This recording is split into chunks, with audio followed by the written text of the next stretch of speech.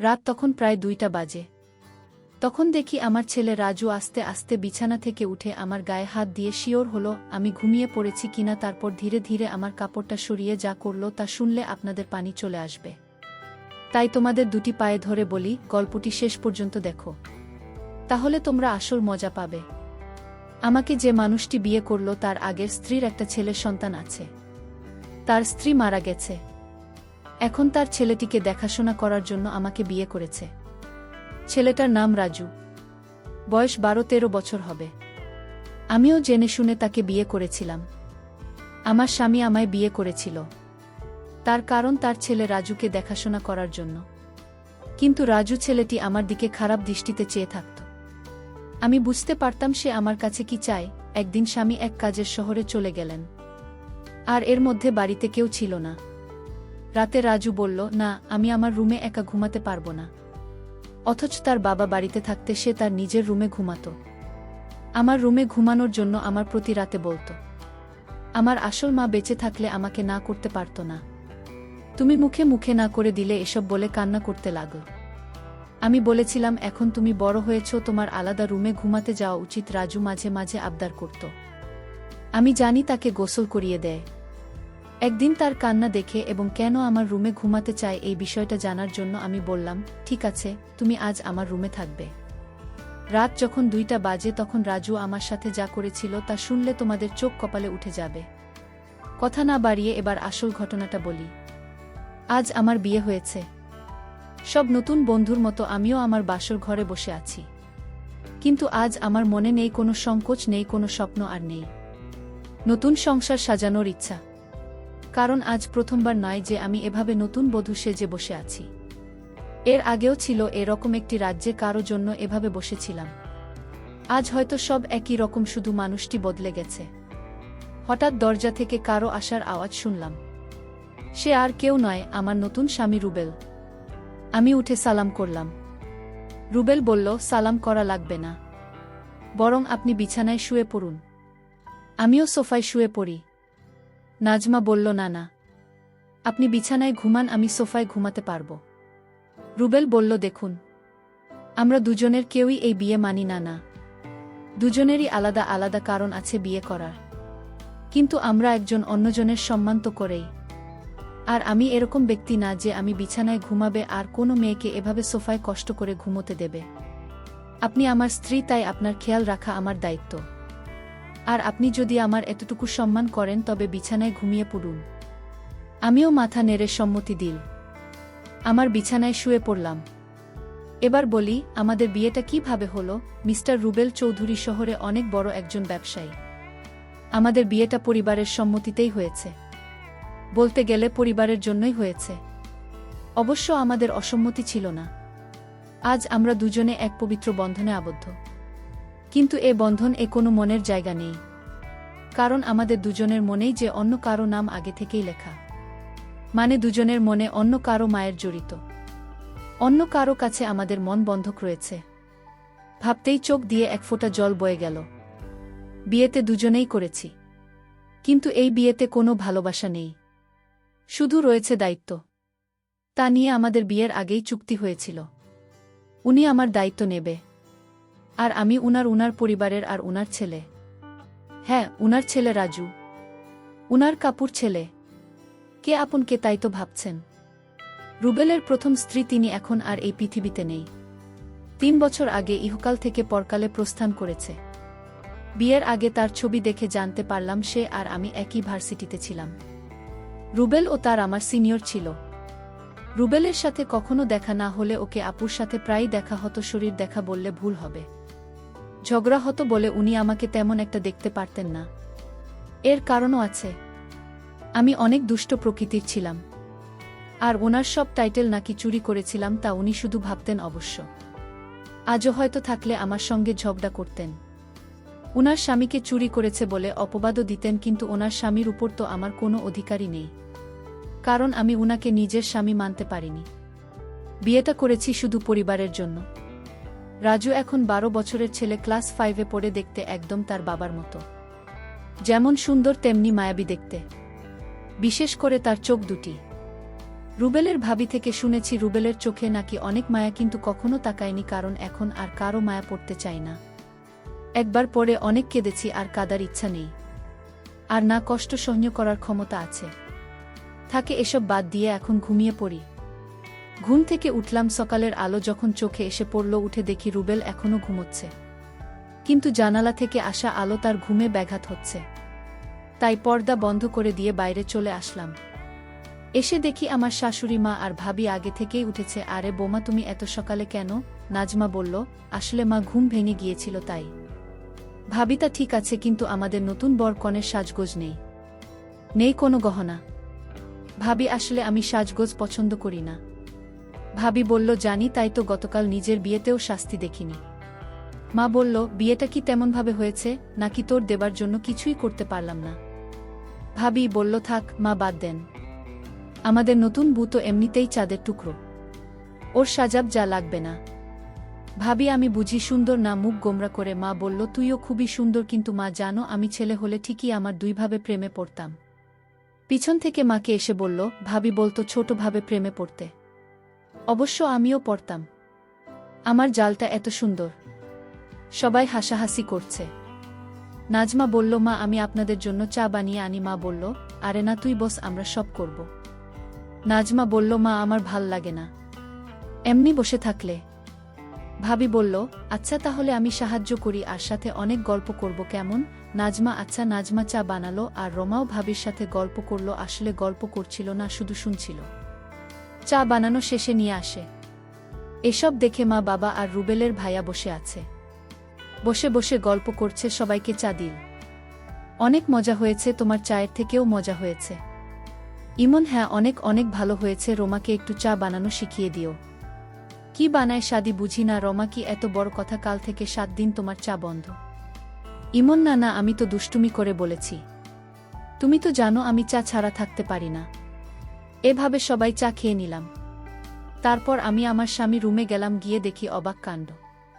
রুবেলের ছেলে, অর্থাৎ আমার স্বামীর ছেলে তো আমারই ছেলে, সে তো বড় দুষ্টু হয়ে গেছে অল্প বয়সে, মনে হয় পেকে গেছে। গিয়ে দেখি একটা পুতুল হাতে নিয়ে বলছে, তুমি কবে আমার হবে মা, আমার কবে আমায় কাছে টেনে নেবে?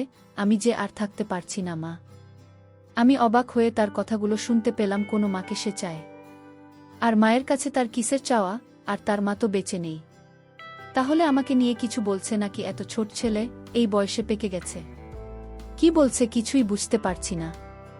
কিছুদিন পর আমার স্বামী ব্যবসার কাছে বাইরে গেলেন কিছু দিনের জন্য। রাজু ছেলেটি আমার দিকে সব সময় এক অদ্ভুত দৃষ্টিতে তাকিয়ে থাকে, মনে হয় তার চোখের ভিতর হাজারো পিপাসা। আমি হঠাৎ জিজ্ঞেস করলাম, এই রাজু, তুমি এভাবে আমার দিকে তাকিয়ে কি দেখছ? আমি আপনার চেহারা দেখছি, আপনার চেহারা এতটাই মায়া যে আপনার চেহারায় আমি একটা অদ্ভুত জিনিস দেখতে পাই। আমি তো তার কথা শুনে অবাক, এতটুকু বাচ্চা ছেলে এসব কি বলে? হঠাৎ আমাকে জিজ্ঞেস করে ফেল, আচ্ছা মা, তুমি বাবাকে কেন বিয়ে করলে? আমি বললাম, দেখো তুমি ছোট মানুষ, আর তাই তোমাকে দেখাশোনার জন্য তোমার বাবা আমাকে বিয়ে করেছে। রাজু ইদানিং দেখছি আমার দিকে অদ্ভুত দৃষ্টিতে তাকিয়ে থাকে। আমি যেখানে যাই সেখানে আমাকে ফলো করে। আমি গোসল করতে গেলাম। রাজু বলছে, মা অনেক দিন হলো আমার মা আমাকে গোসল করিয়ে দেয় না, আমাকে ভাত খাইয়ে দেয় না। মা তুমি তো আমার মা, যেহেতু আমার আগে মা মারা গেছে, এখন আমার মা হিসেবে আমার আব্বু তোমাকে বিয়ে করে এনেছে মায়ের শূন্যতা পূরণ করার জন্য। মা আমাকে তোমার হাতে গোসল করিয়ে দাও। আমি বললাম, দেখো রাজু, তুমি যখন ছোট ছিলে তখন তোমার মা তোমাকে গোসল করিয়ে দিত, আর এখন তো তুমি বড় হয়েছ, তুমি নিজ হাতে গোসল করতে শেখো। তাই এখন আর আমি তোমাকে কিভাবে গোসল করিয়ে দিই? তুমি নিজেই করতে পারবে বাবা। থাকমা, পর কখনো মা হয় না। আমি বুঝতে পারলাম আমাকে তোমার কোনো হেল্প করতে হবে না। এই বলে রাজু চলে গেল। আমি চিন্তা করলাম, আমার কি কোথাও ভুল হয়েছে? আমি তো এখন তার মা, আর তাই মা হিসেবে আমার কর্তব্য পালন করা উচিত ছিল। কিন্তু রাজ ও তার বাবা বাড়িতে থাকাকালীন আমার হাতে গোসল করতে চাইত না। আজ বাড়িতে তার বাবা নেই। আসলে কারণটা কি, বিষয়টা আমি কিছুই বুঝতে পারছি না। এসব ভাবতে ভাবতে রাতের রান্না শেষ করে আমার রুমে গিয়ে রাজুকে ডাক দিলাম। গিয়ে দেখি আমার একটা ছবি হাতে নিয়ে ছবিটির সাথে কি যেন বলছে, আর ছবির সাথে এক অদ্ভুত আচরণ করছে, আর বলছে আমার মনের আশাটুকু কবে পূরণ হবে না। রাজু চোখের পানি ছেড়ে কান্না করছে আর বলছে। আমি ডাক দিলাম, রাজু তুমি কান্না করছো কেন? তোমার কি হয়েছে? কিছু হয়নি মা, আমি আসছি, তুমি যাও। আমি এক গভীর চিন্তায় পড়ে গেলাম। রাজু আমার কাছে কি চায় তার দৃষ্টিভঙ্গি আমার কাছে স্বাভাবিক মনে হচ্ছে না। রাজু খেতে বসার তার মাকে বলতে লাগল, মা আজ রাতে আমি তোমার রুমে ঘুমাব। আমার ওই রুমে একা একা ঘুমাতে ভয় লাগে। আমি বললাম, রাজু তুমি এখন বড় হয়েছ, তোমায় ভয় পাবার কথা না। তুমি তোমার রুমে ঘুমাও, কিছু হবে না। রাজু আমার কথার জবাবে বলল, আরে মা, আমার আসল মা যদি বেঁচে থাকতো তাহলে এভাবে মুখে মুখে না করতে পারতো না। আমার সব ইচ্ছা আমার মা পূরণ করত। আচ্ছা রাজু, তোমার কাছে একটা প্রশ্ন। তোমার আব্বু যখন বাড়িতে ছিল তখন তুমি তোমার সব আবদারের কথা বলতে না। এখন তোমার আব্বা বাড়িতে নেই, আর এখন তোমার অনেক আবদারের কথা বলছো কেন? মা তুমি আমার কষ্ট বুঝবে না? আমি তো কিছুই বুঝি না, সব তুমি বোঝো। এসব কথা বাদ দিয়ে এখন ঘুমাতে যান, রাত অনেক হয়েছে। রাজু চোখের পানি ছেলে তার রুমে চলে গেলেন, আর আমি শুয়ে শুয়ে রাজু আবদারের কথা ভাবতে লাগলাম। রাজু আমার রুমে ঘুমাতে চাই, তার নাকি নিজের রুমে থাকতে ভয় করে। আবার বলে তাকে গোসল করিয়ে দিতে, আমার ছবি হাতে নিয়ে ছবিটির সাথে গুনগুনিয়ে কি জানি বলে না। আমি কিছুই ভাবতে পারছি না। এসব ভাবতে ভাবতে আমার কিছুতেই ঘুম আসছে না। হঠাৎ রাজুর রুমে একটা আওয়াজ শুনতে পেলাম। আমি জানালা দিয়ে উকি দিয়ে দেখি ছবিটি হাতে নিয়ে ছবির সাথে এক অন্যরকম আচরণ করছে, আর মাঝে মাঝে হাসছে, আবার কান্নাও করতেছে। আমি এসব ভাবতে ভাবতে পাগলের মতো হয়ে গেলাম, কিছুতেই ঘুমাতে পারছিলাম না। কিন্তু হঠাৎ আমার মাথায় একটা বুদ্ধি এলো। আসলে রাজু আমার কাছে কি চায় তাই আমার জানতে হবে। তাই আমি সিদ্ধান্ত নিলাম, আমি আমার রুমে তাকে থাকতে দিব। আর আমি ঘুমোব না, ঘুমের ভান করে থাকব। তাহলেই বুঝতে পারবে আসলে রাজু আমার কাছে কি চায়, তা স্পষ্ট হয়ে যাবে। তারপরের দিন আমি রাজুকে বললাম, রাজু আজ তোমাকে আমার নিজের হাতে খাবার খাইয়ে দিব। তুমি খাবে? না না মা, আমি তোমার হাতের খাবার খাবেন না, কারণ তুমি আমার আবদার পূরণ করো না। ঠিক আছে বাবা, তোমার সব কথা রাখবো, তুমি এবার আমার হাতে রান্না করা খাবার খেয়ে নাও। সত্যি বলছো মাকো? সত্যি, 3 সত্যি। এবার রাজু খুশি হয়ে সে আমার হাতের খাবার খেল। ঠিক আছে বাবা, তাহলে তোমার আজকে তোমার রুমে থাকতে হবে না, তুমি আমার রুমে ঘুমাবে। কারণ আমি এখন বুঝতে পারছি বড় রুমে থাকতে তোমার ভয় লাগে, তাই না? তাহলে তুমি আমার কষ্ট বুঝতে পেরেছ না। তারপর রাজুর বাবার ফোন আসলো। সে ফোনে জানিয়ে দিলাম আসতে আরও 34 দিন দেরি হবে। তুমি ছেলের প্রতি খেয়াল রেখো। আমি মনে মনে একটু খুশি হলাম, কারণ যদি আমার স্বামী এসে পড়তো তাহলে রাজু আমার কাছে কি চায় তা হাতে নাতে ধরতে পারতাম না। ভালোই হলো। তারপর রাতের খাবার খেয়ে রাজুকে ডাক দিলাম, রাজু তুমি আমার রুমে আসো, আজ তুমি আমার রুমে ঘুমাবে। শুধু আজ নয়, যতদিন তোমার বাবা আসবে না ঠিক ততদিন পর্যন্ত, বুঝলে? লক্ষ্য করলাম রাজু অনেক খুশি হয়েছে। তারপর রাতে ডিনার করে আমি ঘুমের ভান করে শুয়ে রইলাম। এদিকে রাজু শুয়ে পড়ল। রাত যখন 2টা বাজে তখন দেখি রাজু ধীরে ধীরে বিছানা থেকে উঠে পড়ল। তারপর হাত দিয়ে শিওর হলো আমি ঘুমিয়েছি কিনা। তারপর ধীরে ধীরে আমার কাপড়ের আঁচলটা বের করল, কারণ কাপড়ের আঁচলে আমার ঘরের আলমারির চাবি ছিল। আমি যেন আর না পাই, আর তাই সে ধীরে ধীরে চাবিটা আঁচল থেকে তার হাতে নিয়ে নিল। তারপর আলমারিতে থাকা তার মায়ের সঙ্গে গহনা ছিল, আর আলমারিটা খুলে সকল স্বর্ণ অলংকার সে একটা শপিং ব্যাগে নিয়ে ব্যাগটি তার রুমে নিয়ে রেখে আসলো। তারপর আসলে চাবিটা বেঁধে রেখে দিল। তারপর ঘুমিয়ে পড়ল। আমি ঘুম থেকে জেগে উঠি। এটা কি করলে? এতটুকু একটা ছেলের সাহস দেখে আমি অবাক হচ্ছি। সেসব স্বর্ণ অলংকার চুরি করল, আর এই বয়সে তার এত স্বর্ণ বা টাকার দরকার কেন? আমি তাকে কিছুই বলিনি। সকালে উঠে রাজু বলল, মা তাড়াতাড়ি খাবার দাও, আজ একটু জলদি স্কুলে যেতে হবে। ঠিক আছে, আমি নাস্তাটা দিচ্ছি, খেয়ে স্কুলে যাও। সে তাড়াহুড়া করে খাবার খেয়ে ব্যাগটি নিয়ে ঘর থেকে বের হতে আমিও তার পিছু নিলাম। তারপর দেখলাম এক স্বর্ণের দোকানে গিয়ে স্বর্ণগুলো বিক্রি করে দিল। তারপরেই টাকাগুলো নিয়ে কবরের চারপাশে বেড়া দেওয়ার জন্য কিছু সরঞ্জাম কিনে আসে। সরঞ্জাম নিয়ে গেল তার আসল মায়ের কবরের পাশে, আর মায়ের কবরের চারপাশে বেড়া দিয়ে খবরটাকে সুন্দর করে তুলল যেন গরু ছাগল যেতে না পারে। আমি রাজুর এই দৃশ্য দেখে অবাক হয়ে গেলাম। এতটুকু এক ছেলে মায়ের প্রতি ভালোবাসা দেখান, কিন্তু চুরি করে কেন করল? পরে আমি রাজুকে বললাম, বাবা আমি তোমার সব কার্যকলাপ দেখেছি, তুমি চুরি করলে কেন? মা তুমি জানো এই গহনা আমার মায়ের টাকা দিয়ে কিনা। আমার বাবা আমার মাকে অনেক কষ্ট দিয়েছে। আর তাই আমি আমার মায়ের সম্পদ বিক্রি করে মাকে দিয়ে আসলাম। ভালো করেনি মা। বাহ রাজু, তোমার মতো সন্তান যদি প্রতিটি ঘরে ঘরে থাকতো তাহলে পৃথিবীটা অনেক সুন্দর হয়ে যেত। মায়ের প্রতি এমন ভালোবাসা দেখে আমি মুগ্ধ হলাম। সকল দর্শকদের উদ্দেশ্য করে বলতে চাই, যাদের মা বেঁচে আছে তাদের খেয়াল রেখো, তাহলে দুনিয়া আখেরাতে শান্তি পাবে। বন্ধুরা, আজকের গল্পটি কেমন লাগলো তা কমেন্টে জানাবেন। আর তোমরা কোন ধরনের গল্প পছন্দ করো তাও জানাবে। সবাই ভালো এবং সুস্থ থাকবেন। দেখা হবে নতুন কোনো ভিডিওতে। 7 বছর পর যখন বিদেশ থেকে কাউকে না জানিয়ে বাড়িতে আসলাম, এসে দেখি আমার বোনের সাথে মজা করছে। তখন বাড়িটা বেশ ফাঁকা। অবশ্য ফাঁকা থাকারই তো কথা। আমি আর আমার ছোট ছেলে ছাড়া আর কেউ থাকে না। কাউকে কিছু না জানিয়ে সারপ্রাইজ দেব বলে যখন বাড়িতে প্রবেশ করলাম, তখন এক রুমের দরজা আধখোলা অবস্থায় রয়েছে। দরজা ঠেলে ভিতরে ঢুকতেই দেখি আমার পাশে 2 বাড়ির পরে রফিক ভাইয়ের সাথে। আমার আর বুঝতে বাকি রইল না তারা কি করছে। বন্ধুরা, আশা করি তোমরা বুঝতে পেরেছ তারা কি করছে। আমি এমনটা কখনই ভাবতে পারিনি। চোখের পলক যেন ওদের দিকে তাকিয়ে আছে। কোনো শব্দ ছাড়াই আমি বাইরে বের হলাম। দরজাটা আস্তে করে বাইরে থেকে লাগিয়ে দরজার কাছে ধপ করে বসে পড়লাম। আমি ভাবতেই পারছি না আমার বউ এমন কাজ করতে পারে। আমি চিন্তাই করতে পারছি না আমার বউ আমাকে ধোঁকা দেবে। সারা শরীরের লোম আমার তখন দাঁড়িয়ে গেছে। ডান হাত আর ডান পা আমার নিজেকে কাটতে শুরু করে দিয়েছে। আমি ঠিক কি করব বুঝতে পারছি না। চারদিকে একবার তাকালাম। বাড়িটা বেশ উন্নত হয়েছে। হাত ঘড়ির দিকে তাকিয়ে দেখি বেলা 11টা বাজে। তার মানে আমার ছেলে এখন স্কুলে আর আমার বউ এই সুযোগটা নিয়ে যা ইচ্ছে তাই করছে। কিন্তু কেন? আমার কি দোষ? ভিতরে থেকে তাদের কথা শুনতে পেলাম, ভাবি তুমি এত সুন্দর কেন? তোমাকে রেখে ভাই যে কিভাবে বিদেশে থাকে বুঝতে পারি না। সাথে সাথে আমার বউ মনিরা উত্তর দিল, রফিক তোমাকে না বলেছি আমাদের সুখের সময় লিনের আব্বুর কথা বলবে না? শুনতে একদমই বিরক্ত লাগে, আর করতেও কেমন অসুস্থ লাগে। রফিক একটু জোরে হেসে বলল, কি করতে অসহ্য লাগে? ভাবি ভাই আবার কি করলো? ভাই তোমাকে ভালোবাসে না? ভাবি বলে ওঠে, মনে মনে ভালোবাসে কিন্তু কাছে তো আর থাকে না। আমার তো কিছু চাপা কষ্ট থাকতে পারে। রফিক আবারও হাসতে থাকে। তারপর বলল, তাই তো কাজ ফাঁকি দিয়ে দিনে একবার আর রাতে একবার তোমার কাছে পড়ে থাকি। আমিও তোমাকে ভালোবাসি। মনিরা জবাব দেয়, আমিও তোমাকে এখনো ভালোবাসি, আমাকে শক্ত করে ধরো না প্লিজ।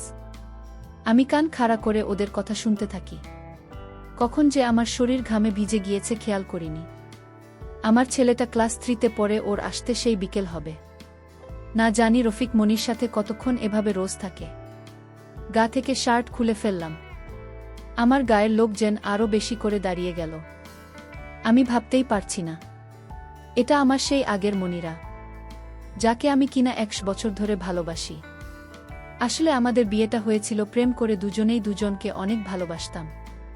মনিরা পড়তো আমার থেকে 3 ক্লাস নিচ্ছে। মেয়েটা ছিল বেশ গোলগাল চেহারা, রোজ তাকে দেখতাম কিন্তু কিছুই বলতাম। প্রায় বছরখানেক ওর পিছনে ঘুরেছিলাম কিন্তু কোনো দিন কথা বলিনি আমি ওর সাথে। একদিন ওর বান্ধবীকে আমার কাছে পাঠায়। তারপর থেকে আমি ওর সাথে মাঝে মধ্যে কথা বলতাম। এরপর একদিন তাকে প্রপোজ করি। সে রাজি হয়ে যায়। প্রেম শুরু হওয়ার 7 মাস পরেও ওর পরিবার ওকে বিয়ে দেওয়ার জন্য চাপ দেয়। তাই বাধ্য হয়ে পড়া শেষ না করেই মনিরাকে বিয়ে করতে হয়েছিল। বিয়ের বছর 1.5 পরে আমি মনিরাকে রেখে বিদেশ চলে যাই সংসারের টানাটানিতে। এর মধ্যে দেশে আর একবারও আসেনি। অনেক দেনা পাওনা মিটিয়ে একবারে দেশে ফেরার ইচ্ছে ছিল বলে আসেনি। এর মাঝে শুনি যে আমাদের একটা ছেলে হয়েছে, নাম রিমন। কিন্তু যখন সবাইকে অবাক করে দিয়ে বাড়িতে আসব বলে ঠিক করেছি, আর বাড়িতে এসে দেখি আমার বউ অন্য একজনের সাথে এক বিছানাতে, এটা দেখার পর আমি নিজেই অবাক হয়ে গিয়েছি। আচ্ছা ভাবি ভাই যদি জানতে পারে যে আমি তোমার সাথে রাত কাটাই তাহলে কি হবে? রহিমের বলা কথাতে আমি আবার ওদের কথা শোনার জন্য কান খাড়া করলাম। মনিরা বলে, আরে দূর, কিভাবে জানবেন? ও তো দেশের বাইরে। ও তো এটাও জানেন না তোমার সন্তান আমার পেটে এখন। ওকে বল যে খুব তাড়াতাড়ি বাড়িতে আসে, যাতে সবাই ভাবেই দ্বিতীয় সন্তানটা ওর। ও জানবে না তুমি আরও ভালো করে আমাকে আদর করত। রফিক এসে দেয়। ওর হাসির শব্দ আমার কানে বাজতে থাকে। খুব অসহ্য লাগছে আমার। চোখ দিয়ে পানি পড়া শুরু করে দিয়েছে। নিজেকে আজ বড্ড বেমানান লাগছে। যুদ্ধে বিধ্বস্ত সৈনিকের মতো আস্তা কুড়ে আজ পড়ে আছি যেন তখনই শুনতে পেলাম। রফিক বলছে, ভাবি আজ সন্ধ্যা থেকে তোমার সাথে থাকবো সারা রাত। আমার বউ আজ বাপের বাড়ি যাবে, মেয়েকে নিয়ে তোমার সাথে থাক বলে আমি রয়ে গিয়েছি। প্লিজ ব্যবস্থা করো। মনিরা হেসে দেয়। ওর হাসি যেন ঘরটাকে আরও বেশি চকচকে করে তুলবে, আর আমার মনটাকে যে ড্রিল দিয়ে ছিদ্র করে তুল। মনিরা বলে, আচ্ছা ঠিক আছে আমার জান, তোমার জন্য আজকে না হয় রিমনকে ও দাদু বাসায় পাঠিয়ে দেব। শ্বশুর কেবল যে আমি বাপের বাড়িতে যাচ্ছি, ওর তো স্কুল রয়েছে, আপনার থেকে স্কুল কাছে, তাই আপনার কাছে রেখে যাচ্ছি, ব্যাস হয়ে গেল। রফিক হয়তো মনিরাকে জড়িয়ে ধরে আদরে ভাষায় বলল, ওরে আমার জান, কত ভালো গো তুমি। তাহলে আজ সন্ধ্যায় দেখা হচ্ছে। এখন যাই, দোকানে বসতে হবে। তবু আবার ভাত পাঠিয়ে দেবে। রফিক চলে যাওয়ার জন্য প্রস্তুত হতে লাগল। আমি আস্তে করে দরজা খুলে দিয়ে স্বাদ নিয়ে দৌড়ে ছাদে চলে যায়। মনে মনে বললাম, দেখতে চাই আজ সন্ধ্যার পরিবেশ কেমন। একটু পর দেখি রফিককে লুঙ্গি বাঁধতে বাঁধতে চলে যাচ্ছে মনিরা। শুয়ে থাকলো, আমি শব্দ না করে নিচে আসলাম। দরজা তখনও অল্প খোলা আছে। আমি বাইরে চলে আসি। রহিমের বাড়ির সামনে চলে আসে সারাটা দুপুর বিকেল। ওদের বাড়ির আশপাশে লুকিয়ে থাকি। যখন ওর বউ বাপের বাড়ি যাবেন বলে বের হলো, ওদের বাড়ি থেকে অনেকটা দূরে চলে গেল। আমি তখন ওদের সামনে আসি। আমাকে দেখেই রফিক বলে, মামুন ভাই না, আপনি কখন এলেন? আমি তাড়াতাড়ি বলি, আজ আপনার মেয়েকে অন্য বাড়িতে পাঠিয়ে দিন। সে বলে, কেন? আমি সবটা খুলে বলি। সে একাধারে কাঁদতে থাকে। আমি বলি, আজ সন্ধ্যায় ওদেরকে ধরব। আপনি আপনার মেয়েকে পাঠিয়ে দিন আপনার বাপের বাড়ি, আর আপনি আমার সাথে সন্ধ্যা অবধি থাকুন। সেটাই করল। আমরা বাইরে সন্ধ্যা অবধি থাকলাম। যখন সন্ধ্যা হয়ে গেছে, দুজনে আমার বাড়িতে গেলাম। যে দেখি ঘরটা আধখোলা অবস্থায় আছে। ঘরের মধ্যে ডিম লাইটের আলো জ্বলছে। মিউজিক প্লেয়ারে স্লো মোশনে ওরে কালাচান তোমার লাগি মন করে আনচান রোম্যান্টিক গান চলছে। আমরা দুজন দরজার বাইরে দাঁড়িয়ে রইলাম। আমার বড় রহিমের বুকের উপর মাথা দিয়ে শুয়ে আছে। গায়ে তেমন কোনো কাপড় নেই। আর রফিক মনিরাকে পরম আদরে জড়িয়ে ধরেছে, যা রহিমের জায়গাতে আমার থাকার কথা। রফিকের স্ত্রী জোছনা অঝরে কেঁদেই চলেছে। সে বারবার বিব্রত করে বলছে, তোকে আমি কত বিশ্বাস করতাম, আর তুই কিনা। মনিরা বলছে, আচ্ছা রফিক, যদি তোমার বুক জানতে পারে কোনোদিন যে আমার সাথে তোমার সম্পর্ক রয়েছে, তখন কি হবে? রফিক মুচকি হেসে উত্তর দেন, ধুর পাগলি, ও জানবে কি করে? আমি কি একদম গাধা নাকি যে ওই সব জানবে? তেমন কোনো কাজই আমি করি না। দুজনে হাসতে থাকেন। এই হাসিটা কি সারা রাত চলবে? আমার কথা শোনা মাত্রই ওরা দুজন লাফিয়ে ওঠে। আমার দিকে ওরা দুজন চোখ বড় বড় করে তাকিয়ে রইল কিছুক্ষণ। তারপর যখন ঘরে লাইট জ্বলে উঠল, ওরা আরও বেশি অবাক হল, কারণ লাইটার জ্বালিয়েছে জ্যোৎস্না। হাতির ভয়ে চুপসে গেল। মনিরা একবার আমার দিকে আর একবার জ্যোৎস্নার দিকে তাকায়। তখনই জ্যোৎস্না ভয়ঙ্কর কাজ করে বসে টেবিলে থাকা ফুলদানি নিয়ে রফিকের মাথায় মেরে বসে। রফিকের মাথা থেকে রক্ত ঝরতে থাকে। রাইসা দূরে চলে যায় বাইরে। আমি চেয়ার টেনে বসলাম। আমার দিকে মনিরা বড় বড় চোখে তাকিয়ে আছে। ওই চোখে ভয়ের ছাপ স্পষ্ট। আমি বললাম, কি দোষ আমার? তোকে ছেড়ে বিদেশে পাড়ি জমিয়েছে বলে অপরাধ নাকি? তোর জন্য কাজ করে টাকা পাঠাই, আর তুই মজা করে বেড়াচ্ছে। আমার অপরাধ? তুমি সুখে থাকবে বলে এত কিছু করলাম, এটাই কি আমার দোষ? কোনো কথা বলে না। ওর চোখ দিয়ে পানি পড়ছে। রফিক ব্যথায় কাতরাতে লাগল। তখনই জোছনা কোথা থেকে বুটি নিয়ে সে রফিকের গলাতে কোপ দিতে যাবে। আমি আটকে দিয়ে রফিক ভয়ে আমাদের দিকে তাকায়। জোছনা বলে, তোকে বিশ্বাস করা আমার দোষ ছিল তাই না? তোকে রোজ খেয়াল রাখা আমার ভুল ছিল তাই না? তুই নিজেকে অনেক চালাক ভাবিস। চাই না। দুজনেই চুপ হয়ে গেল। আমি আর জোছনা ওদের দিকে তাকালাম। দুজনে আমাদের দিকে কোনো কথা ছাড়াই তাকিয়ে আছে। আমার চোখ দিয়ে অনবরত পানি পড়ছে। ওদের দিকে তাকালাম।